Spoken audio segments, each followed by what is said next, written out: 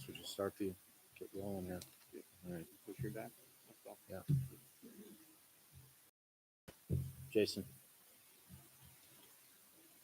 Jason, we're gonna have you go first, okay? Because the attorney is supposed to be speaking first, who's not here yet. Okay. All right. All right. Michael, you ready? Okay. I don't have my hammer. All right, we're gonna bring this the Town of Johnsburg September 3rd, 2024 meeting of the town board at 7 o'clock. Ms. Pruninger, would you lead us in the Pledge of Allegiance, please? There you go. Allegiance to the flag of the United States of America and to the republic for which it stands, one nation, under God, indivisible, with liberty and justice for all. Thank you. All right. All right. We need to approve the minutes of the August 13th meeting. Oh, sorry, called to order. Approval of the minutes for the August 13th meeting. I need a motion to bring it to the floor, please. Motion? Second. Any discussion or comment? Seeing none, call for a vote. All those in favor? Aye. Okay. Next is going to be Jackie White, but I'm awaiting her arrival. She'll be discussing litigation we're dealing with. We are going to move the Bridge New York project review up next. Jason, if you would please. Jason works with JNT, he's an engineer, and he's looked at some of the bridge work that we've got to do, and it's going to be through Bridge New York. So if you would please. Thank you.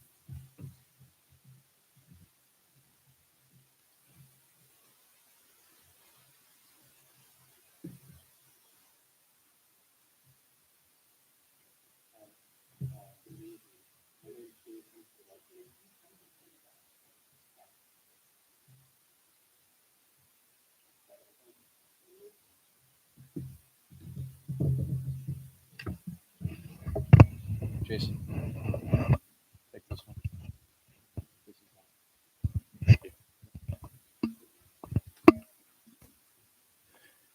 Is this one working?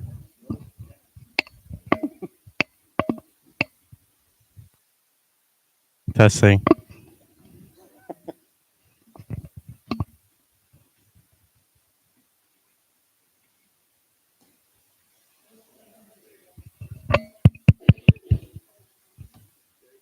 Hello? Okay. We're good to go now.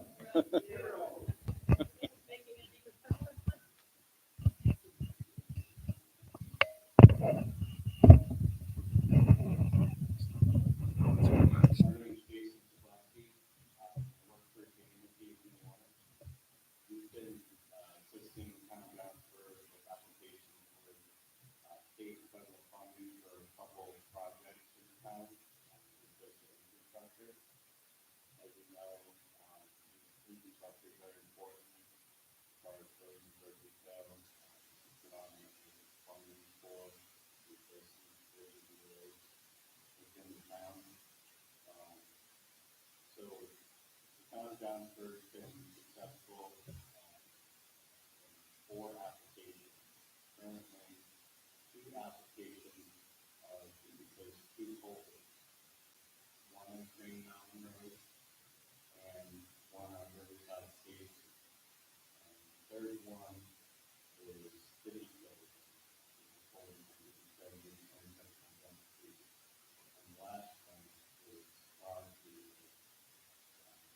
Going about halfway and then go down. So the biggest thing is a state funded project, so the whole process needs to happen. The design engineer needs to come up with a design report and put the project out to bid and publicly awarded, and then there's an inspection process. So in order to do all those items, it's pretty costly. Electric funding comes into play. So, out of the 4 projects, we put $5 million in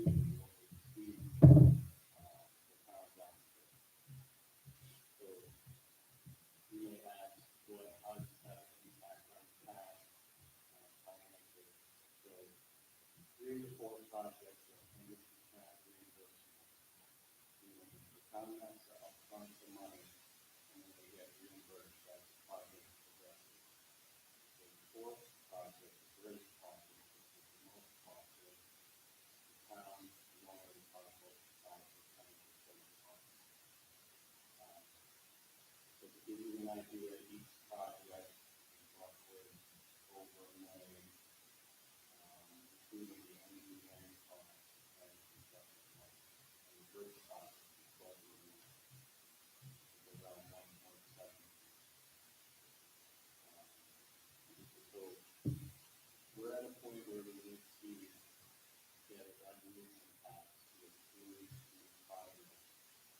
And first two culverts, they're the oldest that have been awarded to the town. So in order to get those passed, we have to get contracts in place with the state and get the engineering consultant guarantee on board with their contract as well. So there's a time frame to do all this work. There's basically a 5-year period. If you want to take that long, that's the culverts are small and bridges. One bridge is expected. So we're anticipating that design will take about a year. Funding for design is more than likely unfolded, but we spoken to someone and we believe that the funding can be handled in time. Construction portion needs to be funded through a bond. So first year or two, more likely 1 year, is a date to design go through the process. So the process for design would include you have to get a design report finished, you have to do a survey, you have to do soil boring, substructure analysis for the over, and then you have to incorporate that into the design report to the aspects of how it impacts the affected land. So that will be get into the process of the DOT requirements, going through the application process. That's not typically for these types of projects are small, and only like temporary uses. So you don't take into the land, but the property owner have to take the things work on stuff otherwise. So you so the good thing about these projects is they have to be designed to meet safety and key specifications. For a bridge, they have to have 75 years for useful life for the flood and 50 years for the cold. Typically, if the town does this type of work, they would probably put in something like a 4-gig mesh pipe that has that type of useful life. We might be replacing these structures just using this that way. So that's why this is huge benefit to the town. Also, the one bridge that we have to replace, eventually, that bridge goes through under construction and constructed properly according to the standards. Orange County might take over Yeah. the ownership. Might.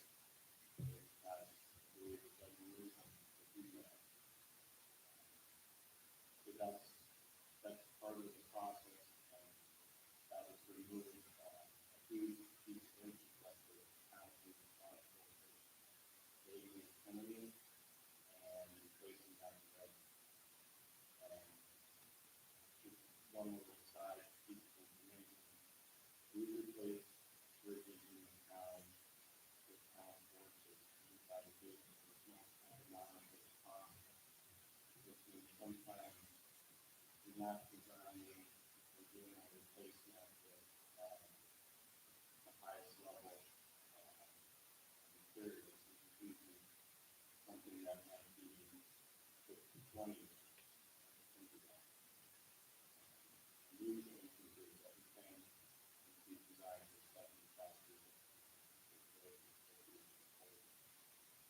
So you wouldn't have to be replacing these as often. Pretty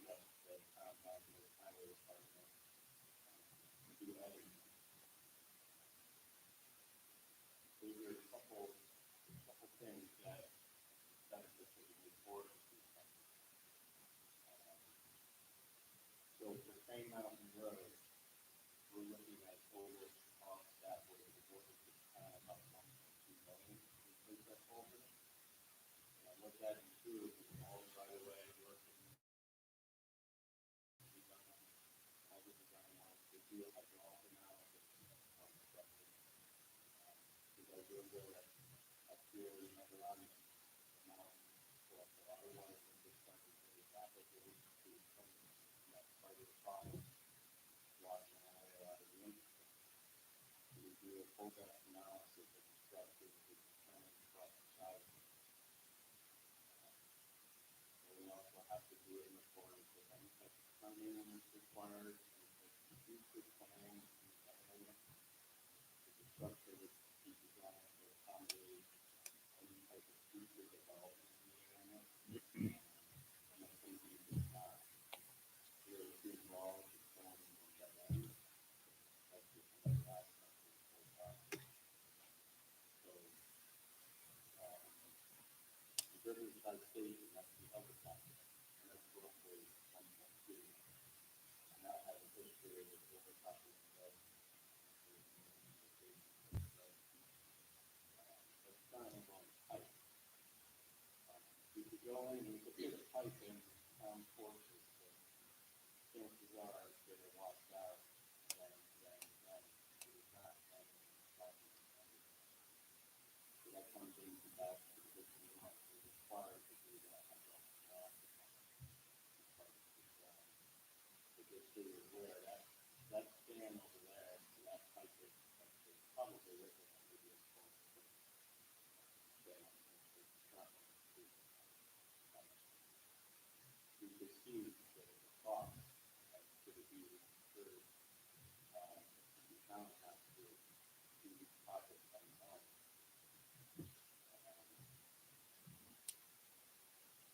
It's pretty much the process, how the funding is going to work for these projects, typically, town municipalities, depending on the cash flow, how to handle these projects, but typically don't have to take out a bond or something now, because it's a DOT reimbursement. So what that means is the contractor sends in the invoice, the engineer something, we review it, and we send it to the town, and we recommend it. So that happens every single month. So once the town gets to approve it, to pay for that, out of their pocket, out of the funding, then that invoice also goes into the state of employment, for reimbursement. So typically, it's about 2 months. So the bond, in my eyes, doesn't be taken up all month.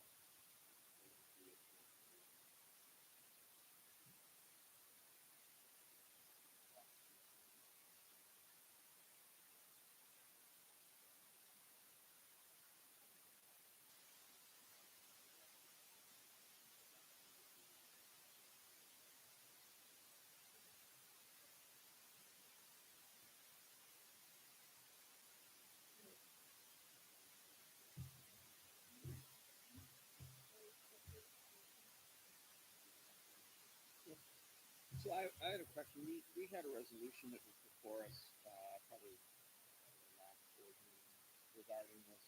And it was written in a way that it was, going to be funded from the general fund for that amount. And we don't have, 2.5 million in our general fund to cover that. So that's a resolution that we couldn't pass. If we have a resolution that's written, that's acceptable to DOT, that says that we're gonna pay for it through, a bond, then that's something that we can consider in fact. But the way that last resolution, came through in our board packets, we couldn't pass it because of the way it was worded. And we can only appropriate money that we have, we can't appropriate money that we don't. So it needs to be rewritten if that resolution is needed, that we're going to be taking a bond out to pay for the bond. I don't know if that's an obstacle in that. Typically, the student, they like to have all their fees, so, that's the standard. Yeah. Because that we don't necessarily that money. But we won't pass it without, But the controller comes, right, they do check. yeah, Yeah. right. But but what we were talking about too is a year out in a way. Some of this because we have the money to pay for the first part of this, the design, and that is going to take about a year. You said. Yes. It takes about a year to allow the period, based on the design.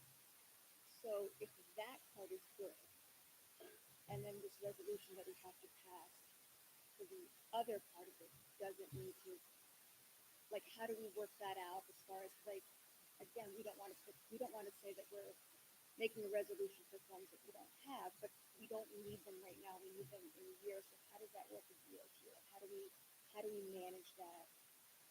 Like, do they need that resolution right now, or how can we work on that? Well, basically, the clock doesn't start ticking on Tuesday.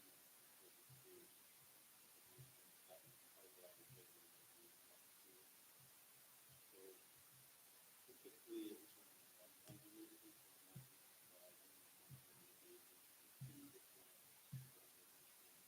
So we could do one for the 400,000. We could do one for the engineering, and that gets the ball rolling. And then another one And for, then, yeah, and right, for then, one and then for we the have a bond. little bit of breathing room to figure out the bond situation. Would that work? It's not typically done, but I think that's something that can be probably be acceptable. Okay. Something that happens. Mm. It's not basically.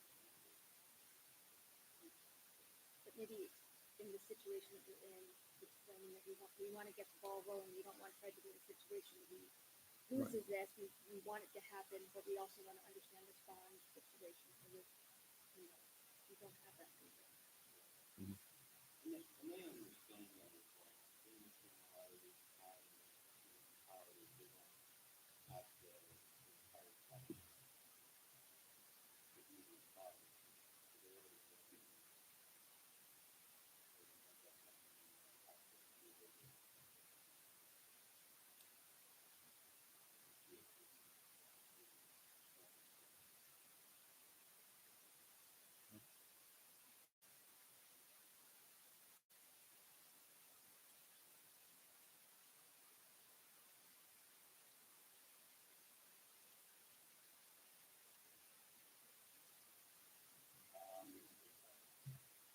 It can't be included in the cost of the project.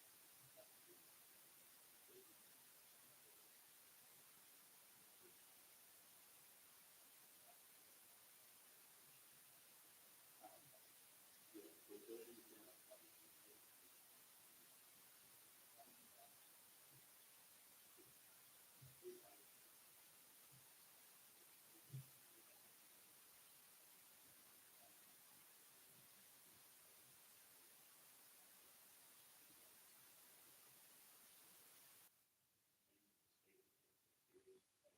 Mhm. Yep.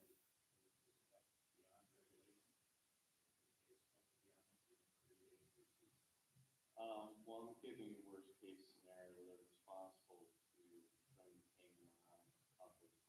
Because I don't want to provide you with the time frame that might not be reasonable.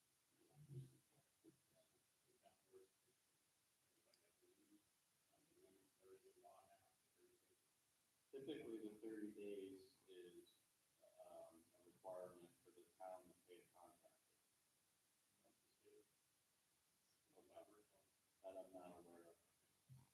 I've spoken to DOT in regards to this project, and they told me that typically it takes them, a worst case scenario, would be 60 days from now.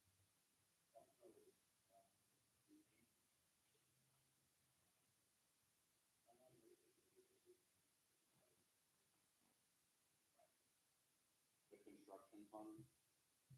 There's no retainage in construction or DOT requirements now.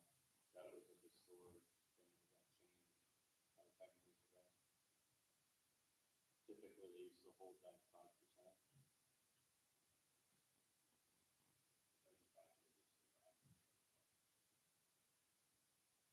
Okay. So a little over, so they're anticipating to be a little bit better than that.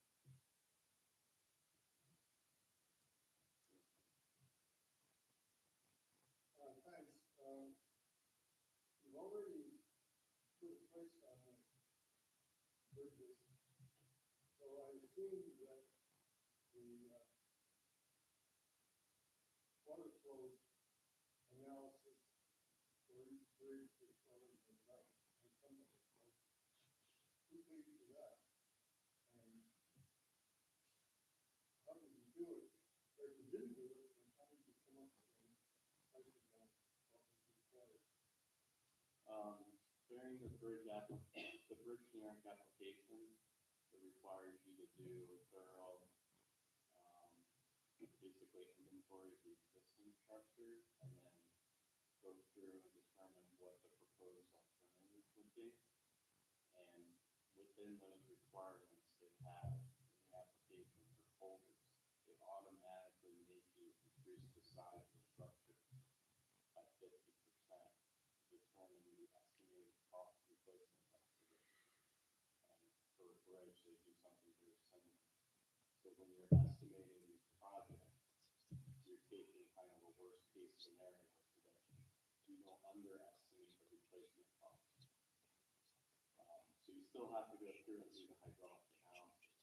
That's part of the DOT requirement, because you have to put on the drawing, you have to put what the 500, not, excuse me, you have to put what the 100-year flood event is and 50-year flood event on the drawing, so that any type of rehabilitation done in the future, they have that documentation.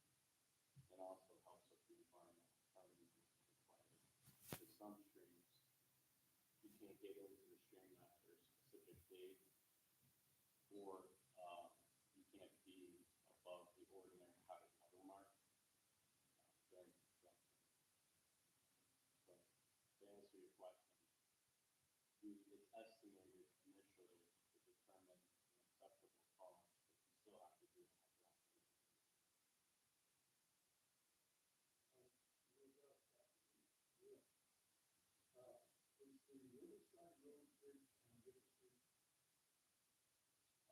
Riverside Station is Fulford. It's a pipe.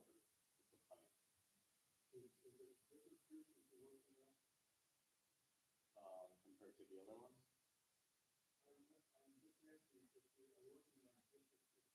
Oh, different. I'm sorry. Yeah. Yeah. Well, I'm fairly familiar with the area. I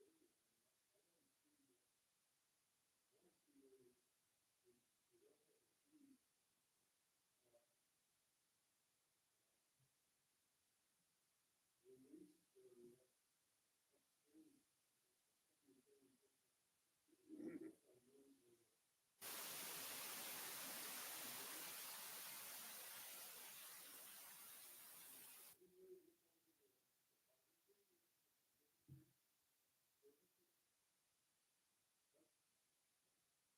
see where we don't have a fee.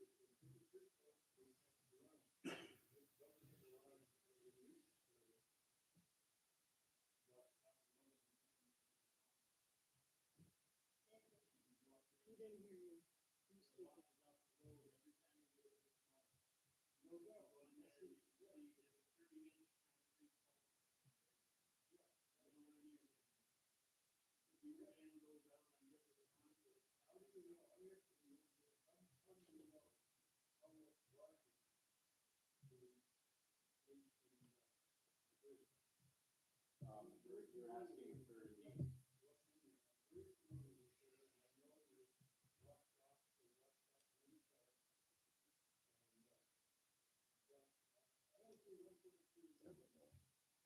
You're asking for the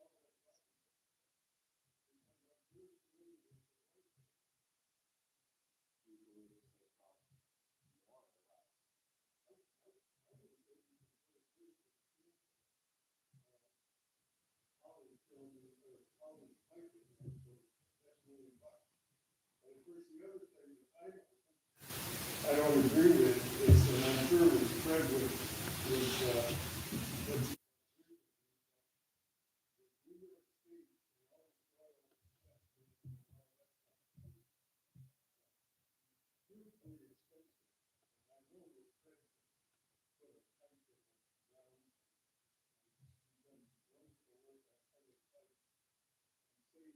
hundreds of thousands of dollars. But you have to do it, that's fine. But once again, if you really don't know and of course, the annual, or what's called the high water mark nowadays, where are you gonna get the data on that? Have you used any history? On those figures, because that's very important. You don't know how much water in the next 75 years you're gonna have to deal with in 100 years. And all these designs that are estimated, they might wash out too. I think what you're referring to is the global warming crisis that we have going on and the influx of higher event storms. So Very few, and we're up here in the mountains, and we're very familiar with that. I don't know where you are, but we know where we are. right? I'm very familiar with this area. Basically grew up in Spring Lake area. I've been specifically too. But to answer your technical question in regards to how do we determine the flow getting from point A to point B. Okay, I know how to do that, so. Okay. But I can't see how you can come up with a price for an improvement without having done an improvement process first. Well, let me just kind of back up a little bit. So basically, when you're filling out the Bridge New York application, you take a conservative number of 50%, okay, of what the diameter is and add to it. So in this instance, it didn't really meet the typical application.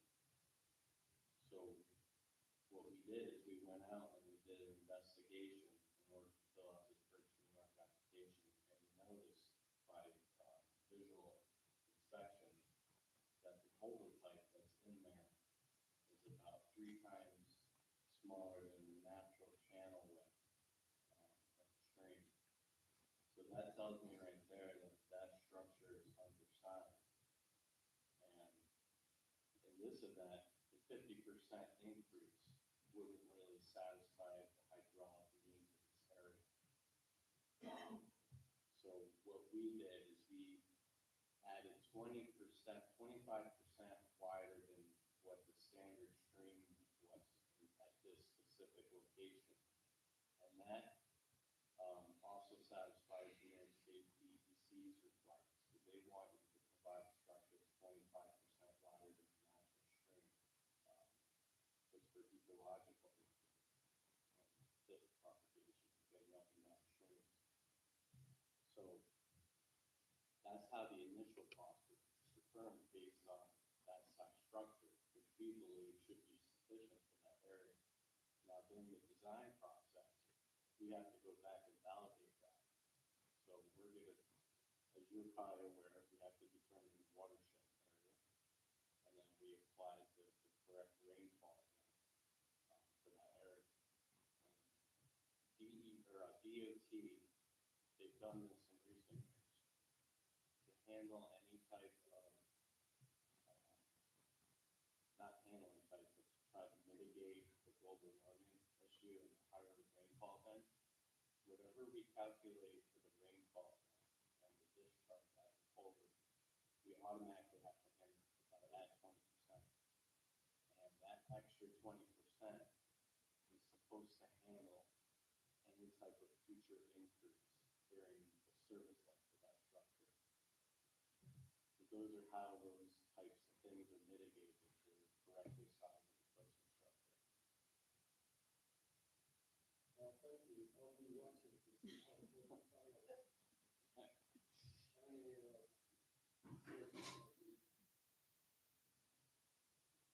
Any other questions?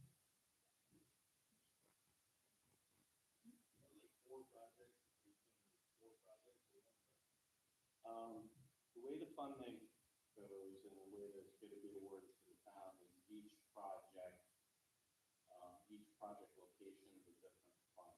It comes out of a different fund. Overall, virtually one, but it's a separate project.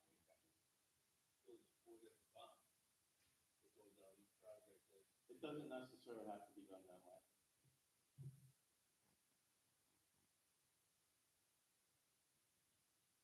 Okay. Any other questions?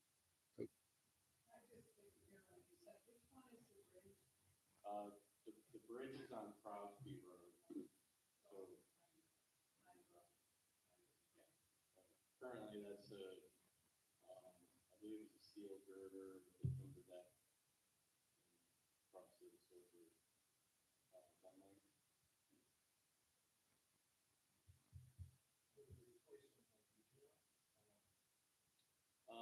Based on the volume in that area, it would be a one-lane structure, probably the same, geometry.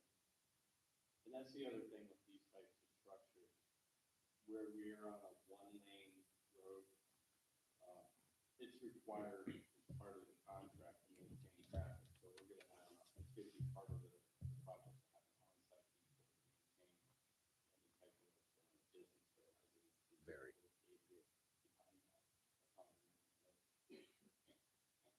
Behind that. And, you know, the town does have a temporary bridge, but would it meet the requirements of the project if they were to do it themselves? Probably not. Are they gonna replace a structure that has a 75-year lifespan? Maybe, probably not, because the most effective thing for the town to do is these temper decks with an asphalt wearing surface.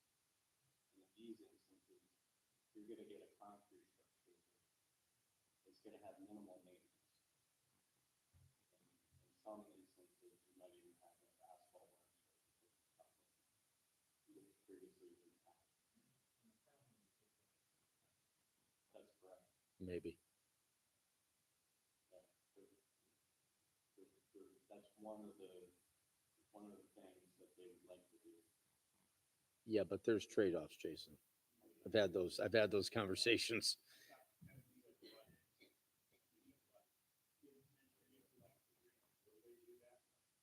There is.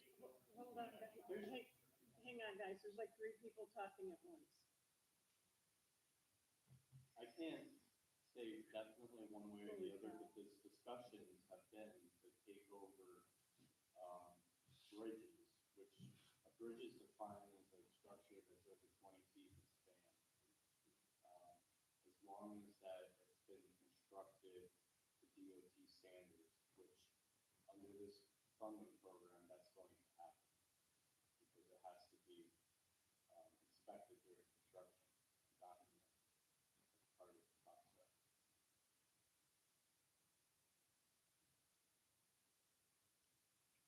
Anything else? Jason, thank you. Appreciate it. Thank you. Thank you. Educational.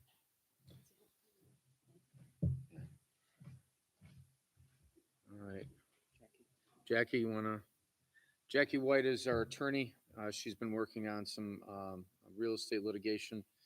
She's with Miller, Mannix, Schaffner and Hafner, or Schachner and Hafner. So Jackie, if you would, please, if you wouldn't mind. No, I know it's going to be.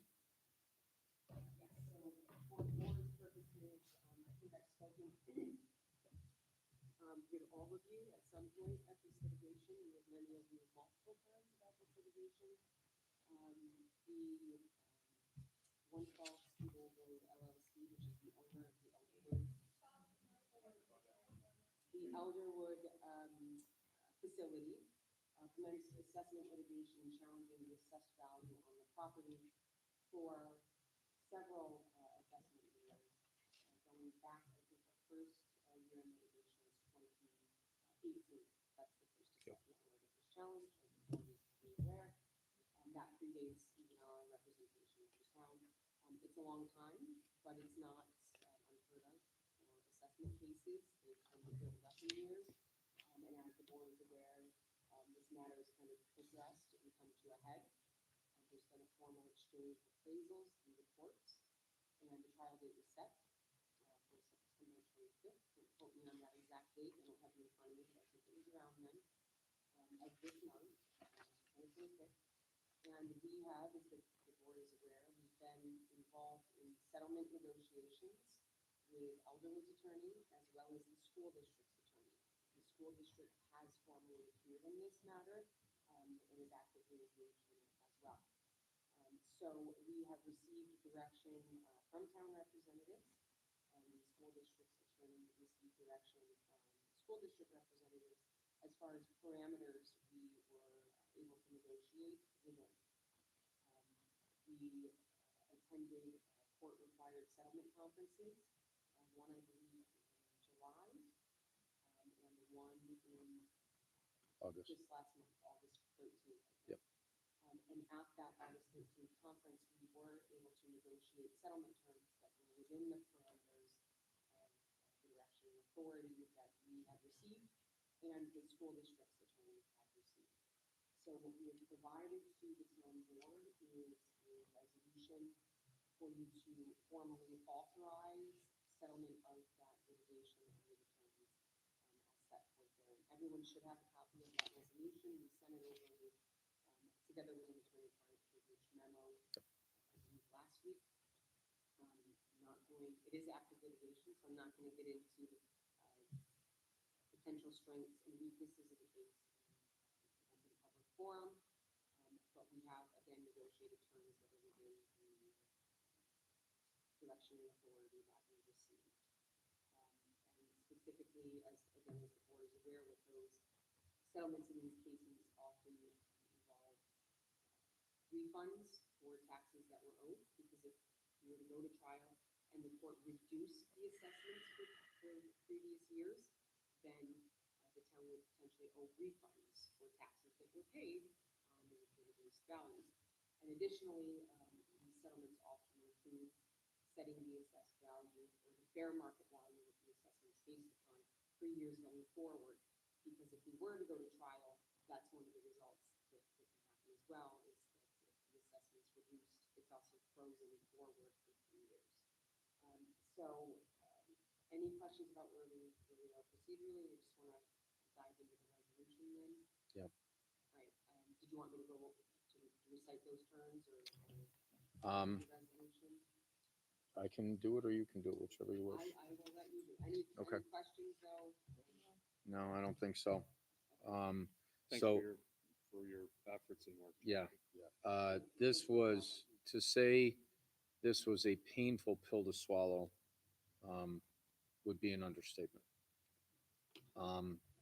None of us were happy about it, but by the same token, we had very little wiggle room. So in the end, the 5 of us were on a Zoom call. We walked through the process. They were able to negotiate something that was, again, not what we wanted, but something that we could accept. So I can, the negotiated settlement terms that are up for the board's approval, again, it's contingent upon town board and school board approval. We expect the school board will be voting on it. I think their meeting is later this week or early next. But the terms are that a lump sum refund of $175,000 would be paid, and that would be shared proportionally among all of the taxing jurisdictions. And what I mean by taxing jurisdictions is the town, county, and school district. And we've done calculations, basically creating percentages among the 3 of them based upon tax rates. That would include all of the, so it would be a lump sum refund amount to take care of all of their litigation for previous years. And I should apologize, I don't typically just take questions Yeah, from this, the public, right. but I will, yeah, so that's just a lump sum refund amount to take care of all of those past years. It would be shared proportionally.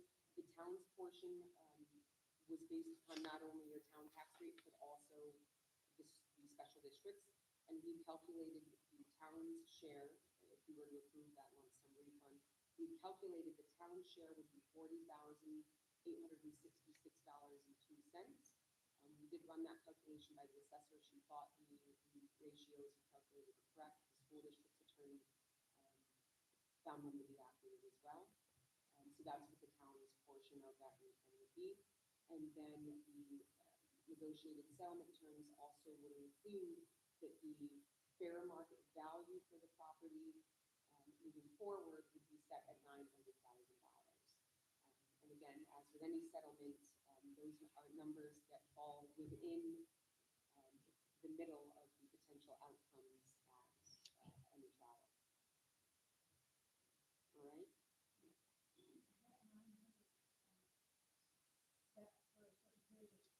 Again, I don't take questions. from the Yeah, public. so- The board would like me to. Please, explain I that, mean, yeah, I please. am willing to do so. The 900,000 would be set for the 24 assessment roll, which was just finalized July 1. So it would be for this year, so that roll would be corrected.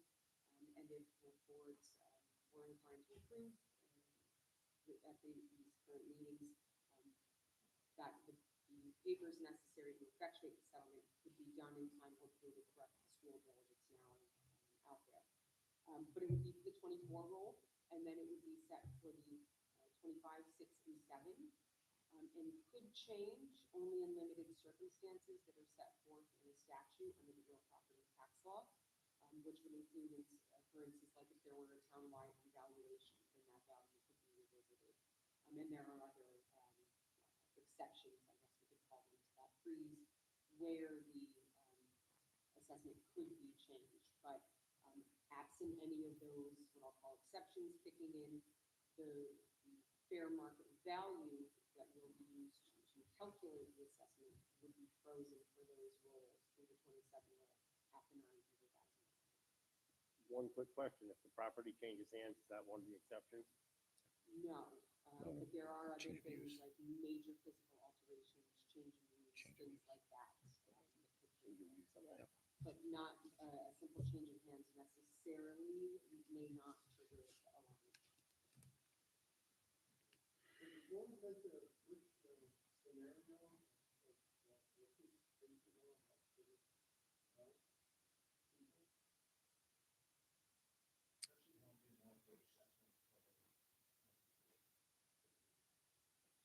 For years. They sued, we fought, we both settled. Well put. Anything else? No. All right.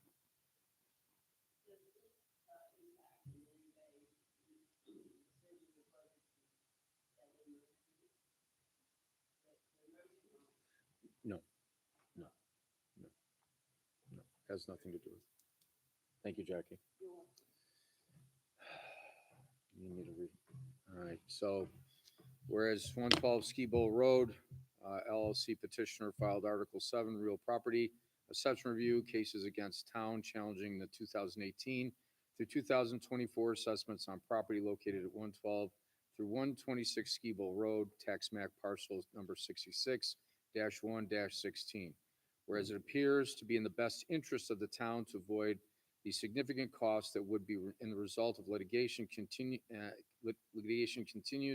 and goes to trial, whereas the town board now wishes to authorize negotiated settlement terms that petitioner has approved and that the school board is anticipated to approve.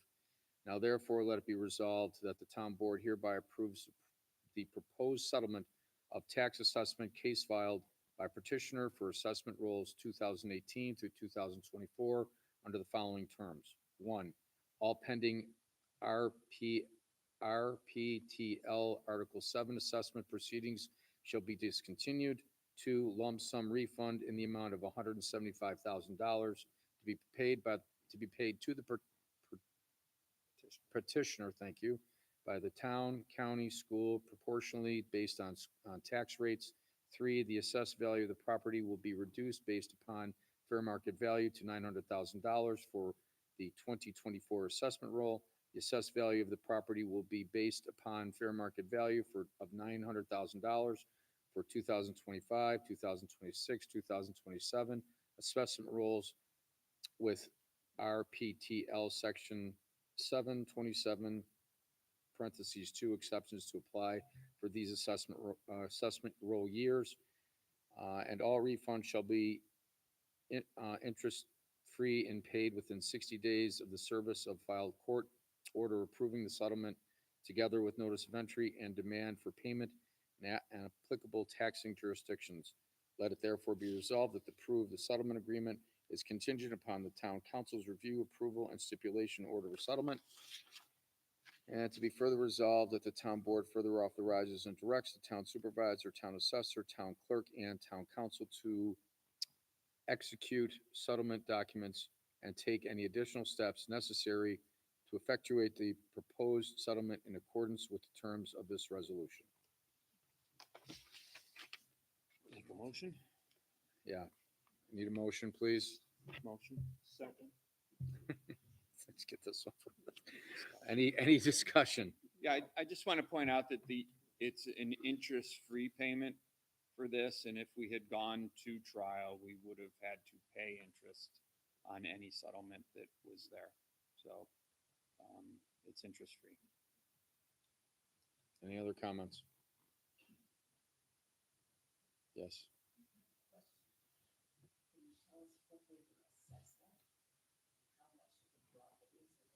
The assessment was $900,000. I mean, That's the one we So- told what they were assessed at. oh, God. 2.3, 2.4, somewhere in there. There were professional assessments. So let's just back up for a second. So what they did is they had someone come in and do an assessment, an independent assessment that they paid for. We had somebody do an independent assessment that we paid for. They were pretty far apart. Is that fair to say, Jackie? Very. Yeah.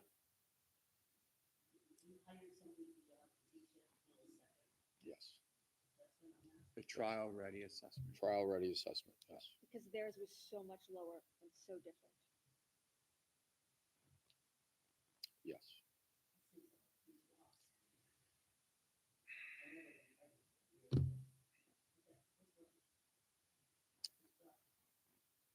Any further discussion or comments? Seeing none, call for vote. All those in favor? Aye.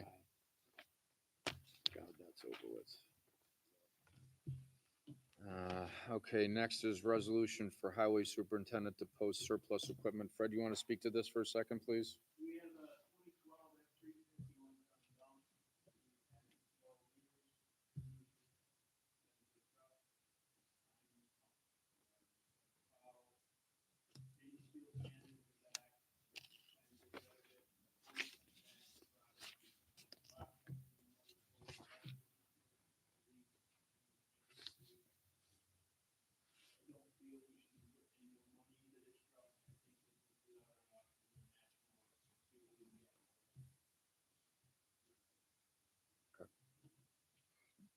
All right, I need a motion to bring this to the floor, please.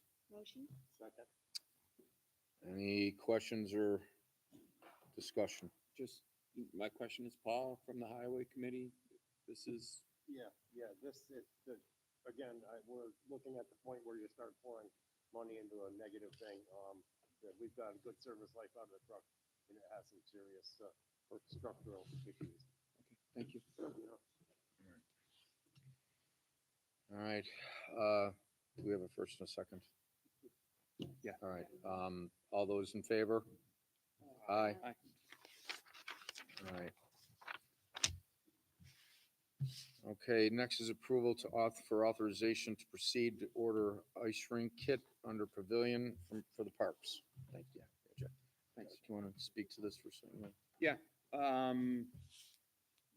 In talking with Pete, our ice rink and the tennis courts provide multiple challenges. I know from myself, who tries to maintain a backyard pond rink, every time it snows here, it seems to follow it up with a nice soaking rain. and that snow turns into slush, and Unusable if ice. you don't get that off through shoveling or snow blowing, throwing snow 2 feet, you lose your entire surface and have to start over. Pete has money left over, quite a bit of money left over in his budget for park improvements. There's some things that weren't done this year, in looking at ways to augment and provide opportunities for our kids in our park. Pete went and looked at a 40 by 60 ice rink kit to put under the pavilion at Skibold Park. It has boards, netting, liner. It'll eliminate the variables for him and his guys so that all he has to worry about is cold. In looking at this, if we were down the road to be able to build or fund a larger skating pavilion, what we're buying today can be expanded upon. It's a system that can be expanded. If a board breaks, it can be easily replaced. So this is for a ice rink similar to what Minerva has, but smaller, that will fit in the pavilion. Pete, anything to add? Just that the company, checking their website today, they are running a special to the Monday night. To order it this week, not only do you opt in free shipping, but you also lock in $1,500 discount. Which drops the total cost to $13,740. Like it more. Currently, I have close to 33,000 in the particular weather line that I believe is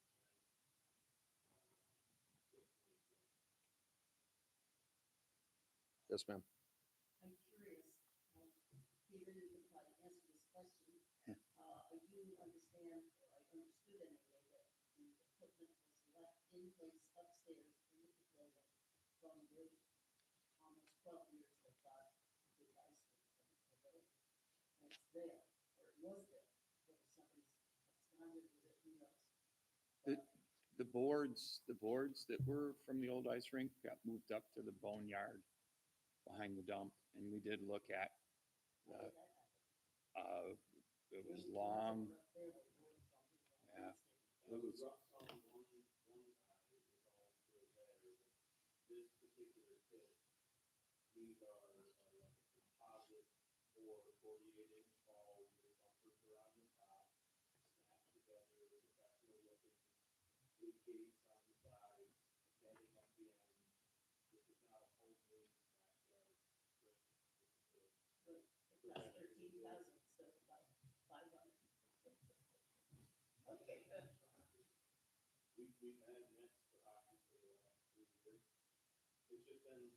Like Jim said, I think last year, due to the weather and the struggle to keep the ice and slush off it, I think we only had about 26 or 28 days of outdoor skating last year. I would hope that even if we had a similar winter temperature-wise this year, that simply the fact that we're not going to have the snow and the rain laying on and having to clear that off is going to expand our use of the skating rink. Again, this is a really nice kit. The cost, again, this money was earmarked for improvements to the park. There were some other projects that the board and I have discussed that we're not going to move forward with this year. And it doesn't seem wise to just roll this money into fund balance if we can do something that will improve our park, benefit our kids and our families in town. Get them outside. And I won't have to ask for money in next year's budget to do it. Pete, can it be for season? Can it do anything in the summertime, or does it have to be? Is it only usable as an ice skating rink? If we wanted to go with the route that Newton does, it could be. So they have a very similar kit to to what we're hoping to purchase and what Minerva has. And they have an area where they use it set up year round. Right now, they just have crushed stone inside it. They've been kicking around the idea of either blacktopping it or doing something else with it, maybe roller hockey, or it was suggested that maybe they put down some of that artificial turf that people for like soccer in the summer. If anybody remembers our old skating rink at Ski-Bowl, not only did the summer youth program use it, but Sam Allison had the soccer kids playing in that thing, you know, in the non-winter season. So these are things we can talk about. The biggest hurdle right now is carving out an area where we would want to set this up and leave it set up year round.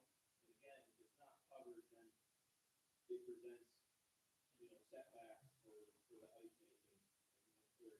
What I would love to see is if we were one of these days able to establish, I don't know, a capital reserve for the park or something, move forward with some of the vision that was set forth by the parks committee. We had hoped to build a standalone ice skating pavilion, something akin to what they have in America. But again, carving out the space in the park for that would be, you know, something we'd have to figure out, and then funding it for it. Is there anything to protect the concrete? Is there any liner or anything that There goes? is a liner for this. Okay, so the concrete doesn't see the ice right directly then? Yes, because everybody knows our ice up there is pretty rough shape, isn't it? I'm not sure there's much else we can do that's gonna hurt it anymore. No, but nonetheless. But nonetheless, Paul, I did speak to a couple of contractors over the last year, and they said that they don't believe having ice there formally is what caused the concrete to do that, because we always use the liner, and we will continue to use the liner. This kit comes with it's slightly larger. The skating surface will be 40 by 50 feet, so the liner is slightly larger to go up and over the first 16 inches of board, and then the top section of the board snap on. Perfect. Yep.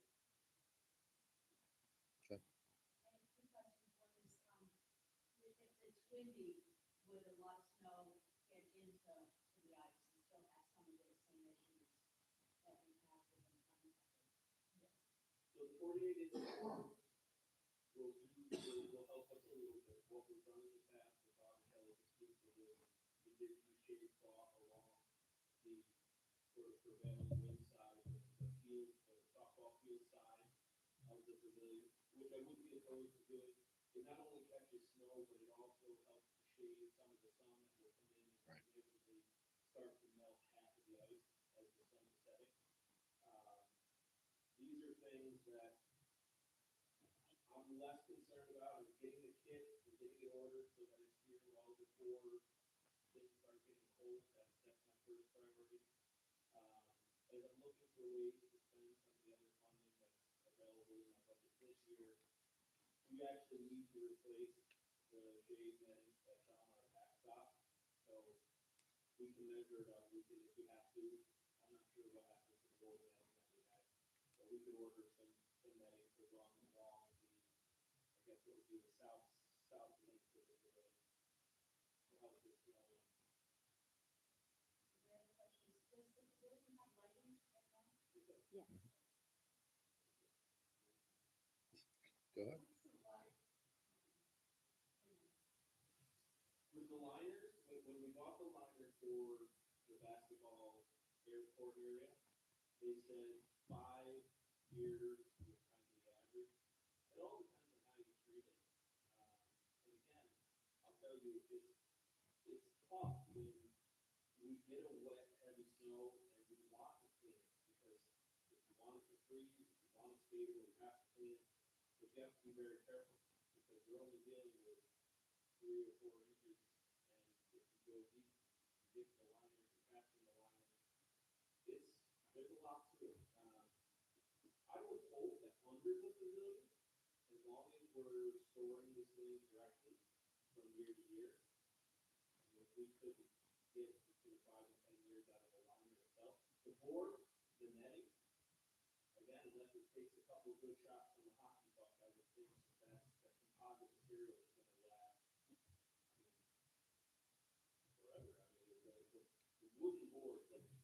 it's a wooden board from the old hockey rink where unfortunately stored outdoor laying down, snow, rain, everything sits on it. They were, but Doesn't they're matter. also at this point older than I am. I mean, that's all. Okay. Any other questions or comments? Yes, Not for nothing, but isn't there more eastern exposure to the sun than western? guys, I'm gonna leave it to, That over the east, isn't it? So the east end will have, it's like an 8 or 9 foot tall, what they call a ring of netting. It's meant to keep. You said you did that on the western side. oh, southern. Is it southern? The setting sun. So the southern side is where we could run shade netting the whole length of the pavilion, but on the east and west, which wouldn't be affected because that's against the bathroom part of the building. There's what they call arena netting, so there's gonna be diffuse light coming through the netting already. I thought you had said you were setting sun. Tuesday, this was Again, setting sun's not gonna be a problem, over construction time or whatever, like, there's not gonna be a lot of light coming in with the sun setting. Until the sun sets, it's, up towards the sun, coming in from that side. March is when the sun. That's Mm. January, February, March. Well, I think if you can get it at that Repeat. price by what, you said the 9th, $13,740? They may extend Yeah. this, this sale, which is what they're calling the, I don't know why, back to school sale. That's the discount code is back to school, but that will save $1,500 off the price that I put on the application to proceed. So I think it's the total. And free shipping. Shipping is $1,739. Well, I believe we were gonna qualify for free shipping anyway because of the cost of the kit. Is there a resolution? Yeah, I think so. Isn't there a resolution? No? We just should authorization, so we really don't need to. Okay. I think we do. I mean, I think it's great. I think we should, we're a ski town, we should have an ice skating rink. Gene, do we need we need a resolution for this or no? One wasn't requested then. Oh, shoot. No, I asked, if we needed a resolution to approve this to buy it, and you said you needed just the authorization to proceed. Those are two separate things, and no Well, one. I hope that the board will do it off agenda, because I obviously need the resolution. I don't even know if we can. How do we do it? Yeah, we can. Full resolution. All right. So I would just need a resolution from Danae with the specifics in that. Okay. We can get for a resolution? All right. So I'm gonna So we, propose a resolution to proceed all right, for the rink. okay. We have, Make motion? motion, Second. okay. I Um, need a motion. then. Jim and Paul, I believe, or, yeah, no, or sorry, Anna and Paul. Yep. Okay, all right. Any more discussion? All those in favor? Aye. Okay.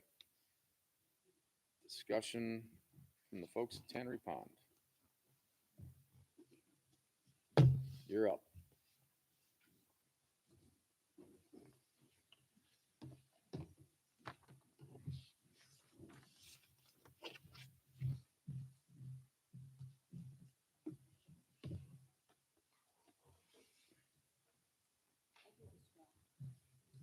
What's that? I said I do this first. It's how you do you guys to schedule. You didn't do rock, paper, scissors? No, I don't want to do that. Thank you. Yeah, tough shot.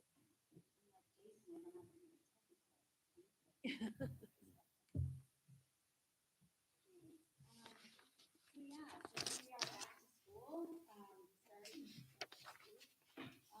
next week. We just wanted to take an opportunity just to give a little update on where we are this year. We're on first year of the lease. We want to first of all thank the town of Johnsburg Johnsburg for continuing that collaborative effort and really providing the community with such a beautiful gathering space and center for the arts, music, and the education that really serves our community in a multitude of ways.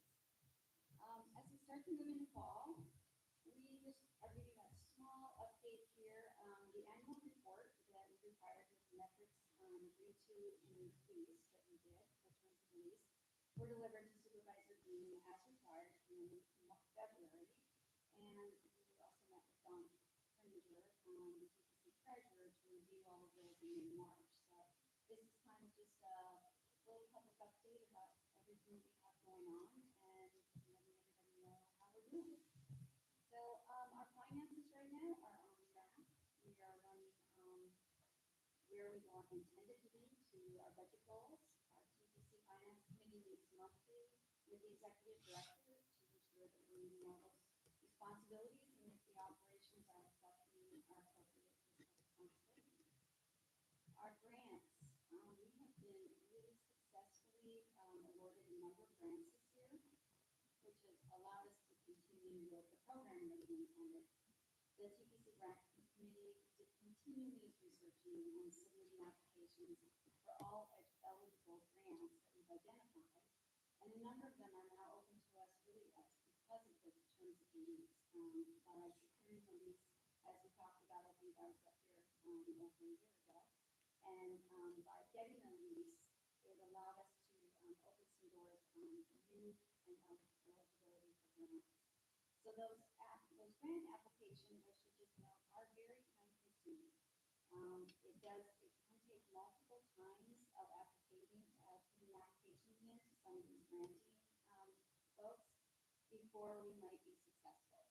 So it's not a guarantee, which is why it will take us some time to figure out, how many of those things we can get. Sometimes it's a learning curve, so we just keep after them and make as soon as possible. Our fundraising is right now in alignment with our budget projections. Really appreciate the support of business sponsors, a lot of private donors, as well as the patrons that have been attending all of our events. Our annual fundraising appeal will begin in late September, so we'll be knocking on doors and handing out letters. And in addition to seeking new donations, fundraising committee and the executive director are continually seeking additional revenue stream opportunities that can work alongside the current building use. So that is, we are keeping that in mind because we continue to welcome and support all building use by residents, area nonprofit organizations, area schools, theater groups. The theater groups this year included our town theater group, Gem Radio, Adirondack Lake Center for the Arts, and Seagull Festival.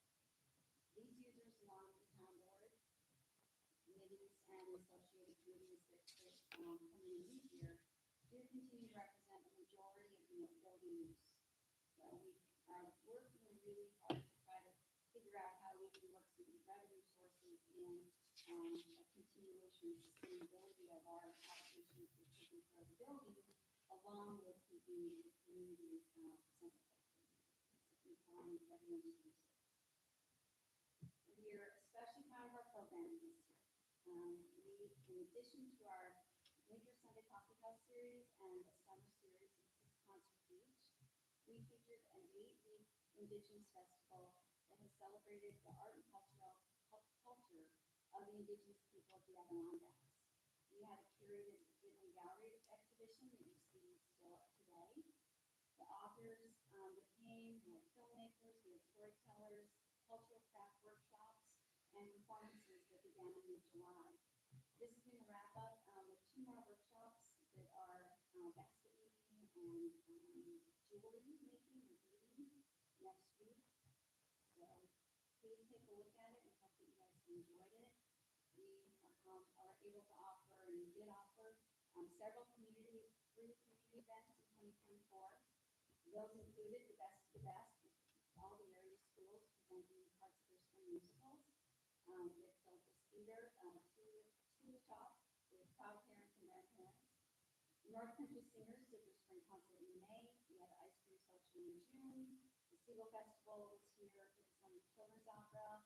It was great. We brought a bunch of the kids from the Kids program, the Nerdy Week program came. We had some really great attendance this summer to those 3 events, as well as the book readings during the Indigenous Festival. Their youth programs were able to bring kids in, and it was really fun. We also continue to do scheduled kids art workshops and offering kids art down at the farmers market every Thursday, not just wrapped up last week. Our programming is limited by funding. Historically, we've had funds just through grants and sometimes off-cats. So with the long grant funding cycles and some of the waiting for successful funding application responses, it has taken some careful planning on our part to really secure great programming. And, we look at the different ways that we are bringing people in. A lot of our performers that come in do bring spouses or families with them. They feel that because they stay in our hotels, we put them up there. They're able to enjoy our community, learn a little bit more about our community. And I'm really happy to say that many of the Indigenous folks that were with us this summer made comment that they spent time, went around, they were excited, and have reached out and are bringing their kids back to enjoy some of the things that we have to do in North Dakota. It's a real win. The Widman Gallery, of course, we've got the Indigenous, it's the exhibition up right now. But every 6 weeks, we offer a new gallery exhibit, and it features local and regional artists. And one time each year, one of those exhibitions is with local artists from the Johnsburg School. We may have, I think, a gallery committee is looking at doing something more collaboratively with several of the area schools. But it's pretty neat to see how the Johnsburg resident or the Johnsburg students see their own artwork up on the walls in the natural gallery. So I think that's pretty exciting. Each of those gallery exhibitions, we host an artist reception, and that way the public can actually meet the artists. And of course, when the Johnsburg kids are here, the reception hall is filled with a lot of parents and grandparents, and kids have to show off what they have done. Marketing for us. Marketing is always really a challenge, which is identified, I think, by all the area businesses here. And TPC is no different. As a nonprofit with really minimal funding available and a volunteer committee that does the work, we work to elevate our visibility through free public calendar listings, special events, press releases, media invitations, and collaborations with the other arts venues. Our social media and electronic publications have also been pretty good this year, and we've really worked hard to reach outside of our region and look at other avenues to pursue a little bit beyond our own borders, our own area. We have experienced some audience growth by offering consistent programming with schedules of like the Sunday Coffee House, our Thursday night summer series. And in recent years, patrons have really begun to establish a routine of attending. And we're excited about the thought that we're going to have, I hope, a calendar that we can share once the website is up, once the town has it up. I know we've been working with the libraries and all of Rail and everybody else, and making sure that we're coordinating calendars so that although we're a very small area and we think that we've got a lot of visitors here, we're really focused on having things that everybody can get to different nights per week, so we're not competing with the same audience. So we are participating in that whole culture. And we also very rarely offer repetition in our bands or performers. We only bring them back if it's like by popular demand and people are excited and asking for them, but typically never 2 years in a row. We try to keep that rotating really well.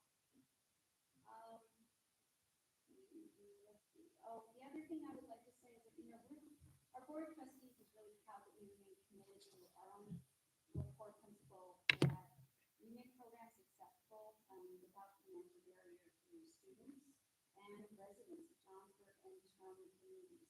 I know that everybody knows that, but we have free tickets available for all of our anything that's a charged performance, available through all the area public libraries, food pantries, and in 2024, we expanded the program to include Big Brothers and Big Sisters of the area.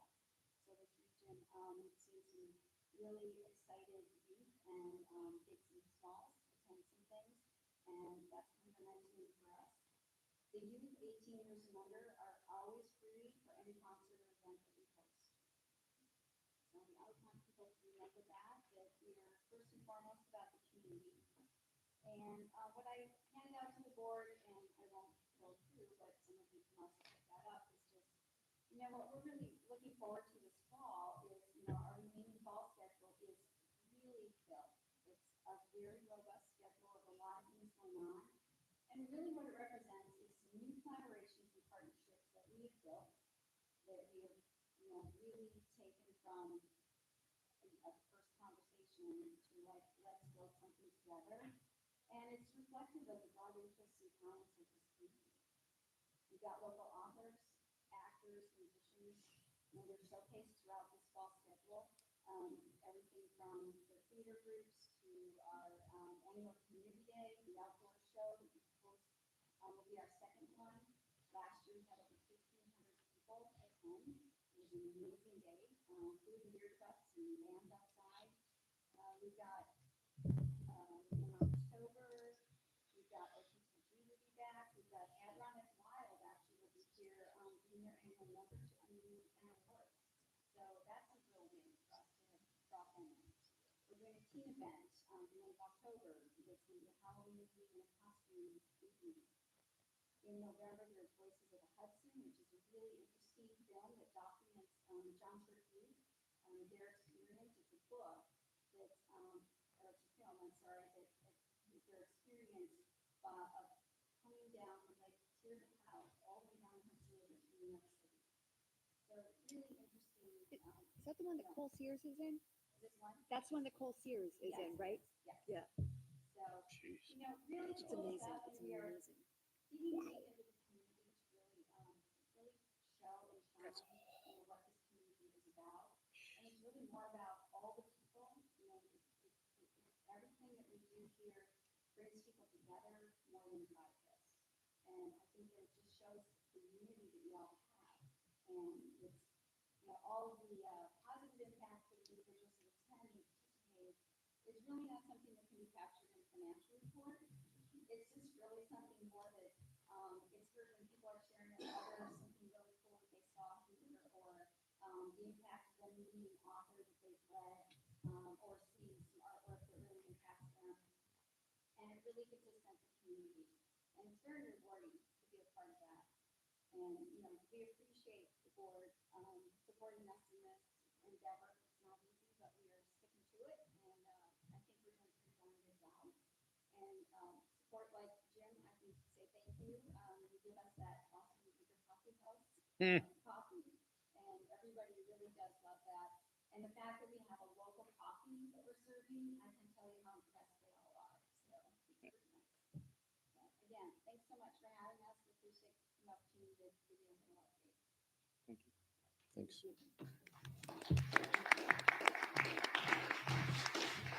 All right, moving on. Next is supervisor's report. Need a motion, Motion? questions or discussion? Seeing none, call for a vote. All those in favor? Aye. Okay, committee reports. Mr. Hyde, you want to lead off? Sure. Solid waste, we had a meeting here last week. We moved forward with some ideas on what we're going to do as far as the mechanics of the transfer station, and also we talked about possible pricing, looked at different ways of pricing it, and based everything, we're going to be shortly getting our scales. Peter, when is the date? Monday the 9th, the concrete 14th, the respective concrete contractor is expected to be on site, start truck installation. Okay, very good. They're actually ahead of schedule, which is kind of hard to believe today, but with the scales, so they'll be in, and that will allow us, at that point, then we can be ultimately fair in all of our taking of our solid waste. It's going to be by weight. We are charged by weight when it goes out, so it's appropriate that we charge by weight coming in. One of the things we looked at is probably having to go back to a paid garbage, not free household garbage.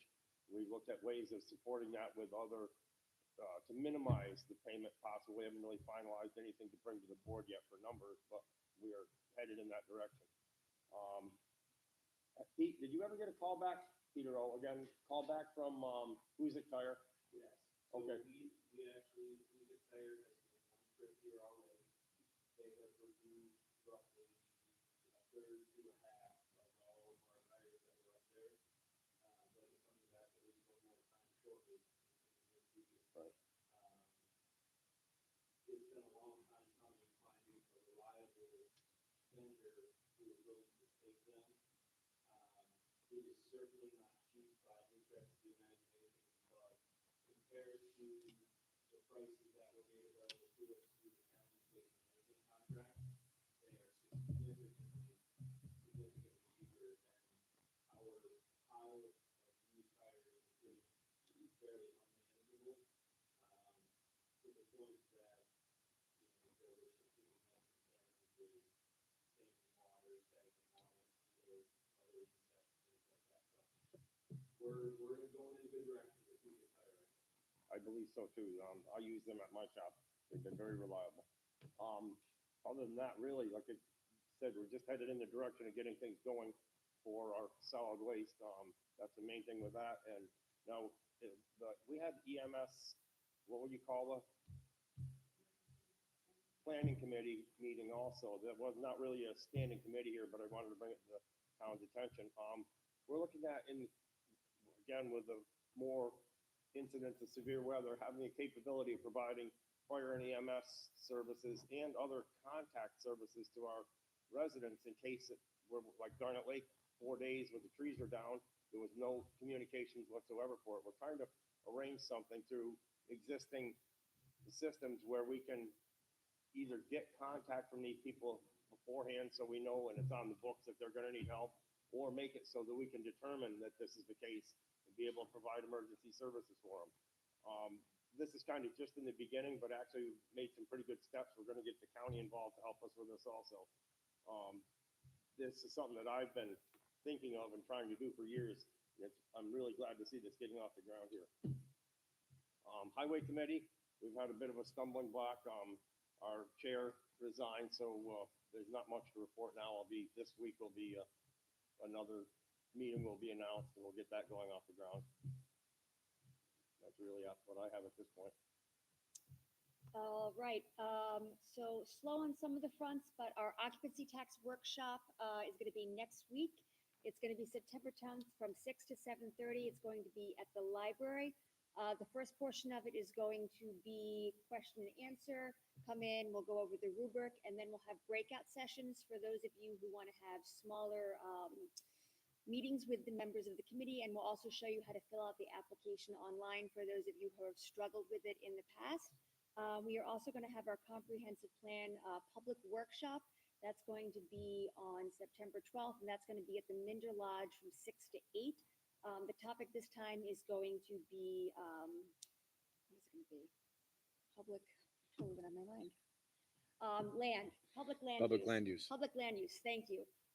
So please come. We are going to have pizza and beverages to entice you. So please tell your friends. Again, this is your opportunity to be involved in the process. I know some of you have come before, so please tell your friends. 6 to 8 at the Minder Lodge. Pizza. Pass the word. Budget Committee, we're going to be, Paul and I will be sitting down with the highway folks to discuss contract, because their contract is up this year. We're going to be renegotiating that. The other biggie is going to be health insurance for anybody that owns or operates a company or is involved. You know that health insurance is become a bear. It's absolutely ridiculous, the amount it has gone up on a regular basis, and this year is no different. So I've got a couple of companies looking at options for us to see what we can do to provide very good health insurance and not crush the town's budget. Mr. Williams? Yep. A lot of action on the parks front.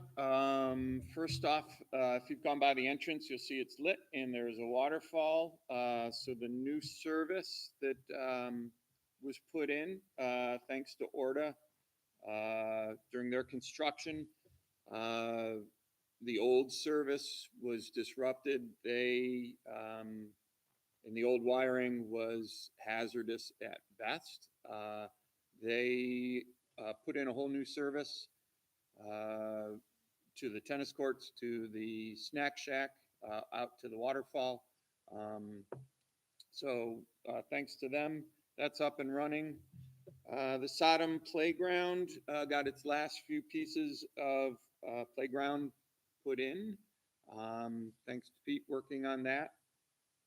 As far as the park goes, there was a question last board meeting about the Vision 2040 and moving forward. And we're slowly going to take steps that we can do now to help move that vision forward. The biggest thing in meeting with Kelly the other day that we can do right now is begin to define parcel C and parcel B with the county and clearly delineate those lines. There might be a board resolution that's needed in order for the county to um, define those pieces of property. So that's the first step, and we can do that, and that doesn't cost us any money at this time. But we can start moving that ball down the road and make progress. We identified a couple of other things that we can do, and we'll be working along those lines to gather the information, and we'll share it when appropriate. The Upper Hudson Trail Alliance put in trail counters in 3 spots this past year. They got put in July 21st, and one of the trail counters was at the Joe Minder Lodge as you start up the Red Trail or Ski Bowl Loop Trail to access our mountain bike trails. Another one was over by the dump where the mountain bike trails are accessed, and one was at Beck's. If you assume that someone goes up, they get counted, and when they exit, they get counted. But then there are other points where people can enter or leave. It's hard to get a complete rough number because we're not counting everybody. But between July 21st and September 1st, there were 17,023 counts. 17,000 or 1,700? 1,700. Okay. So 1,723. Yeah, You scared the crap out of me wrong for a second. number. Holy cow. really popular. So in that time frame, 1,700 people went through. Some people might have gone through twice. Some people might not have been counted. They're still trying to come up with a formula that might best capture the number. In August alone, there was 1,242 people. So our trails are being used, and it's not just mountain bikers. It's dog walkers, it's hikers, it's a whole realm of people. But it's important data to get, and it's I think it's awesome. One thing that did get complete this year, and we've gotten feedback on, the long trail goes through our ski bowl park, and it goes up to the just shy of where the Hudson Chair is, and then crosses over. And last fall, there was the Rabbit Pond investment where we cut in, roughed in a downhill section down to Rabbit Pond through the Vanderwacker Wilderness, and that then connects up to our connector trail. And the feedback that we've gotten from people is, wow, this trail makes this a destination to come ride a bike. Other people say, that it's an adventure. I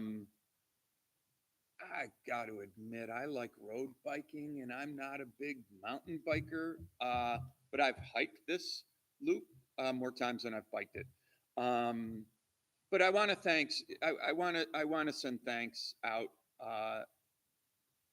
both the Upper Hudson Trail Alliance have worked on this, in Kelly Nessel, and Friends of the Park have worked on this. And if it weren't for their, work and diligence on this, we wouldn't have this asset. So thank you, Kelly, for your time and effort on that. The sewer, we're waiting on USADA. I have no clue why it's taking so long. We have technical approval from the DEC. We have technical approval from the USDA, and now their lawyers are just looking at documents. And we're waiting for them to allow us to say, yep, you can go out to bid. Everything is ready to go to bid. It's a matter of just a couple of days. I have no clue why. So the sewer is waiting to go out to bid. So that's there. Kevin and I went up and had a great meeting with Ashley Weldon and Betty Little and Joe Martens of Orta. We discussed issues that were important to both Orta and the town. It was a really positive meeting. I think we're making a lot of progress. We've had subsequent meetings and communication, and both understand what everyone's goals are and how to strengthen that partnership and really capitalize on the investment that the state is making in the ski bowl park as we try to look and find ways to likewise improve our park. So thanks to the folks of Orta of listening to Kevin and I, and like I said, very productive meetings. So that's it. Mr. Water Stevens. mitigation project over at the ski bowl, tomorrow is hopefully the, final walk around on that, and, that can cross the Ts and dot the Is on that project. Water, as far as the water improvements for the water district, looking forward to the new tank being put into service very shortly.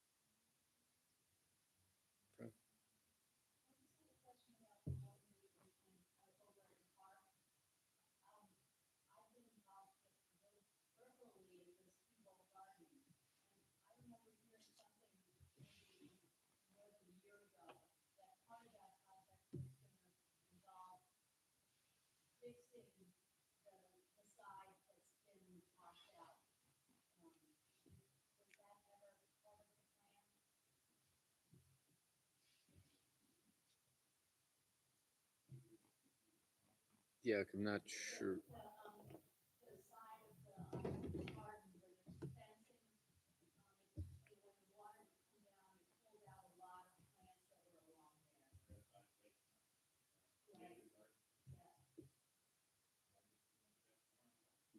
Yes, ma'am.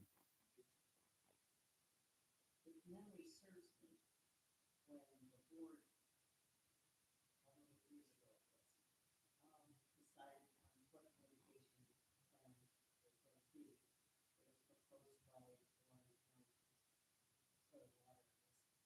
And then, they ran to do a food plan because it was very expensive and they couldn't do it for the money that they had for grant. So they decided to bring the money, bring the water across the road using only, I guess, southeastern side of that road. And they were gonna leave the trench, can you hear me that? Yeah. They're gonna leave the trench that already existed with the stone.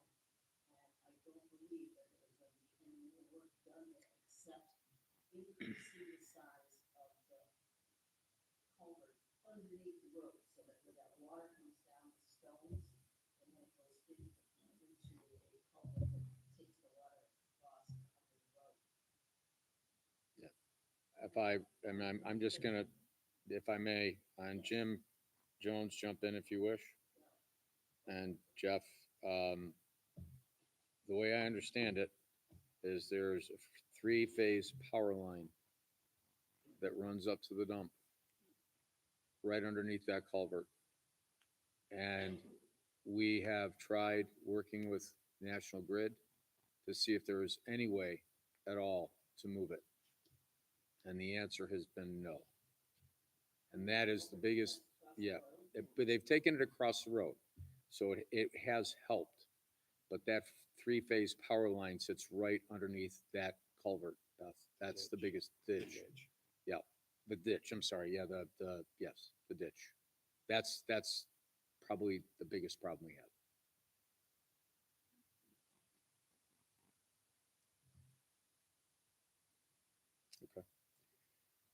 Okay.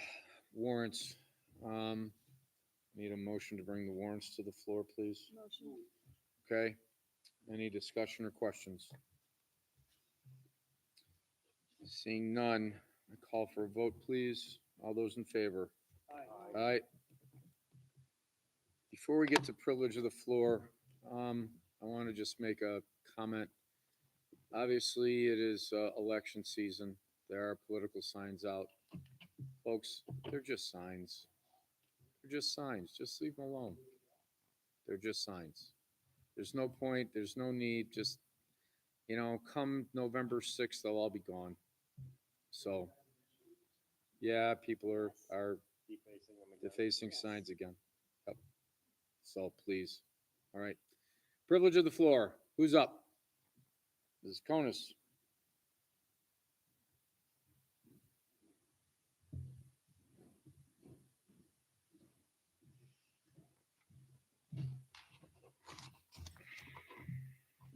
Thank you, Supervisor, for the acknowledgement that I am my own person.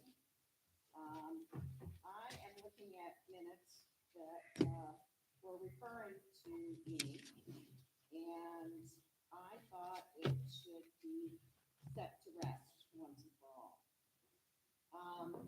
I served on the bar, the Board of Assessment Review, and I did not agree with things. I sent a letter to the town board, asking for them to look at it, which was not done.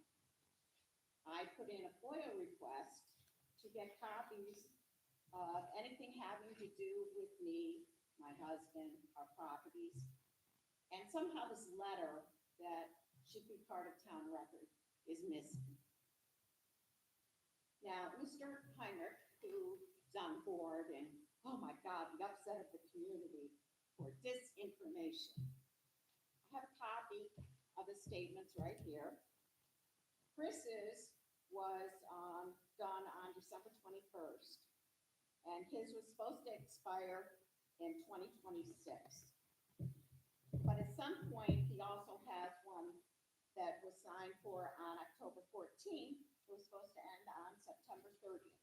So as of right now, Chris is a valid member of the Board of Assessment. The next one was the new appointee, Gay, who signed hers on April 9th. If it is not recorded within the county, it is not a valid oath of office. So, nothing to do with her. She thought she was a valid member of the board. Next one is Kim Smith. I also have an email, a copy that was also sent to the town by Kim to Andrea, that seems to be missing, that said, thank you and please accept my resignation. I want nothing more to do with this. Her oath of office was going to end in 2024, but this was sent on August 26th of 2022. She was the chairman of the bar this year. She was not a valid member. The next one is Candace. Candace's was signed for on first day of March of 2017, which it was to end on September 30th of 2022. It was recorded, and there was never another oath of office. So far you have one person. Now Kelly supposedly is on the board. There is no oath of office for her. So as far as giving out disinformation, I suggest that other people check it out first. And I suggest that the board do something about their board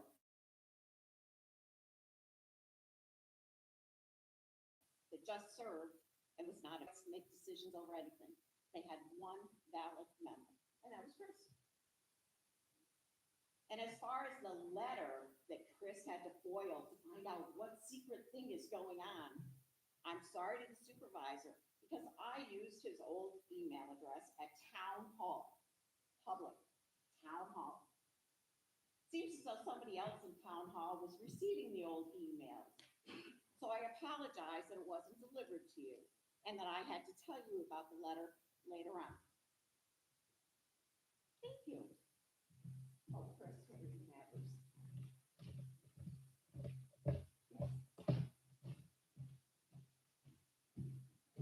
There you go. No, please.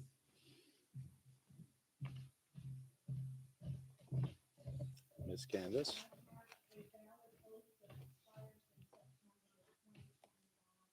Not unless it's filed with the county. Actually, part of me was hoping that I didn't have a valid oath If it's not filed with the county, it's not valid. for this reason. Anyone else for privilege of the floor? Right, dang it, Kelly, but Mindy, and then you're next. Okay. I just want to remind everybody that, please tell people that it is dry out. We had somebody drive by and throw a cigarette butt out the window, it started fire in our field today. It was not good. If I had been outside and started to wonder why it smelled like smoke, he started rolling into my house.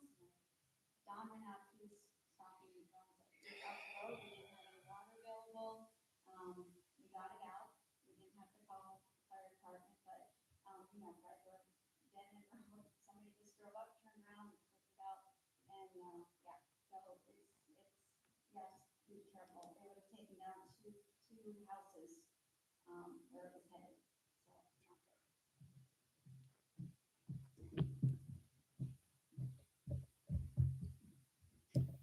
Yeah, you're,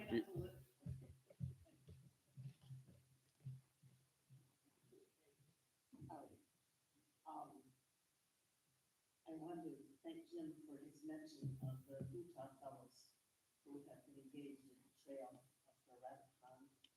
And earlier, on the trails that developed behind that, that's, ranch there. They do a fabulous amount of work, incredible, hard work. Steve Butler came in and helped upgrade the, rabbit pond trail, but Ed Orr and Dave Putnam, and I don't know who else, but those two are key to making these trails functional for our town. They're the ones who do both of the clearing of all the debris that's on the trails. And, I think that we, as a community, owe them a huge thank you for their efforts. Another group that's not necessarily just townspeople, in fact, most of it are people from outside of town, Queensbury, Saratoga, Glens Falls, and out and about, are people who come and work on the state trails. There's a difference between town trails and state trails, because DPC is in charge, and they can only go at certain periods of time of the year and use tools on these lands. And there's a group of about 65 people who come into this community to help us keep our trails open. And that's a huge boon to us as it brings more people into the city to use our trails. I also want to say thank you to Mindy and all of the people that work on Tampa Pond. I can never fathom how much work these people put in to giving this town a performing arts center. When my children were 8 years old, 6 years old, there was one 6-week art class. That was it. The entire years that they were growing up here in this community, I was about age 14. One thing offered. This place is a huge benefit to our kids. I only wish that all parents realized what was available here. But the other thing that we have to keep in mind is that this building, and what they offer, is done by volunteers. If they were not willing to put in hours and hours and hours of work and grant money and getting performances up that, and getting it marketed, and getting out there, coming up with neat things to do, nothing would be happening because the building would be in the town board's hand, and we already know that they're overworked as it is. They're not going to be doing performing arts. So it's either you go out and you hire somebody to do it, or you depend on a group of dedicated volunteers. And my hat is off to that entire crew. And lastly, I just want to tell the board primarily that it looks like we're going to be able to put a closure to the grant from the recreational trails program for the connected trails soon. I had a order from Parks and Rec that they're going to come up and take a look at it in the near future. Wonderful. Fantastic. Tina?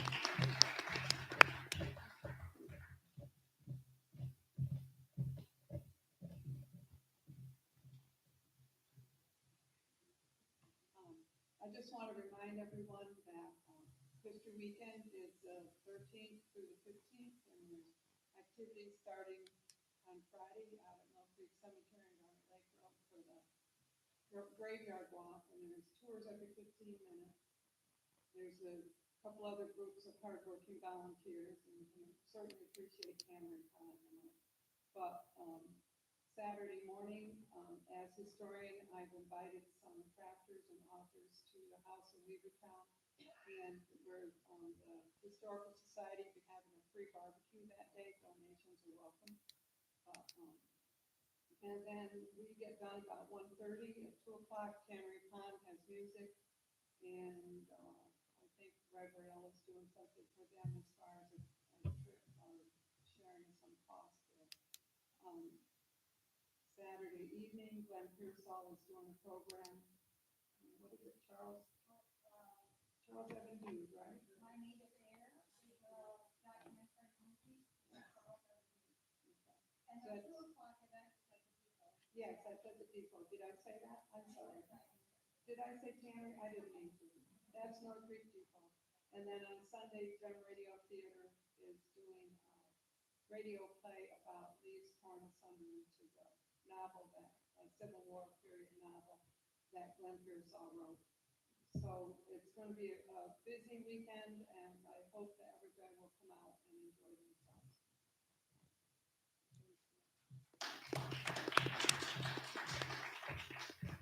Anyone else? Jamie?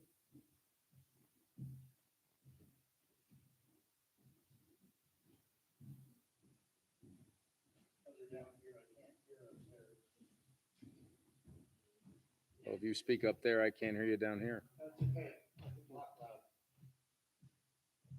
So, two things. First, I'd like to say thank you for naming the pavilion. That was cool. Thank you. But now I'm going to be critical, so Go ahead. please stay out.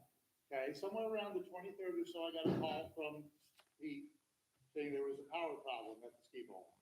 Somehow this turned into some big thing, and I really need to make sure that everybody knows that there was never a problem, ever. Nothing was wrong. I went over there and I talked to one of the electricians, and he told me what was going on. Cool. And this snowballed beyond there, and I don't understand why, because Tammy, who is the head of, well, the husband of Wayne, or the wife of Wayne now, treasurer of the hardship fund, which is what Wayne Stock is all about, if you don't know that, works at Gore every day, 5 days a week. Constant communication. If there had been a problem, we would have known about it. Bone was one of our performers. If there was a problem, we would have known about it. And we just want to make sure that everybody's I have to be emphatically clear that ORDA has been more supportive of the North Country Hardship Fund, which I am not a member of, by the way, not on the board, not an officer. But ORDA has been more supportive than historically this town board has been. ORDA never asked them for permission to use, well, we asked for permission to use electricity, they said, fine.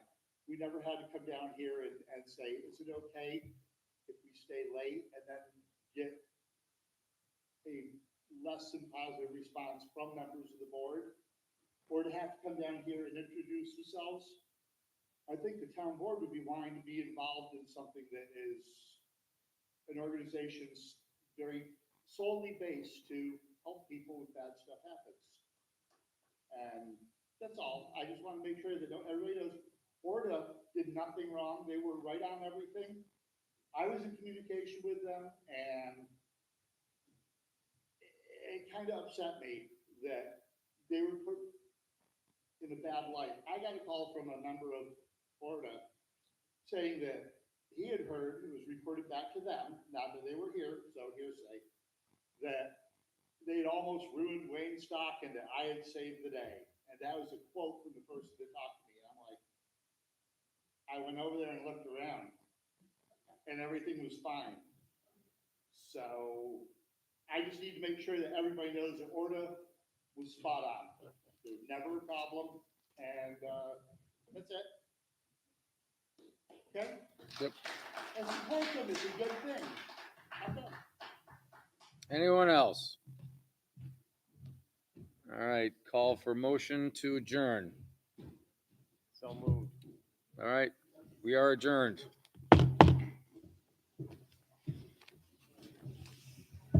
Jim knows.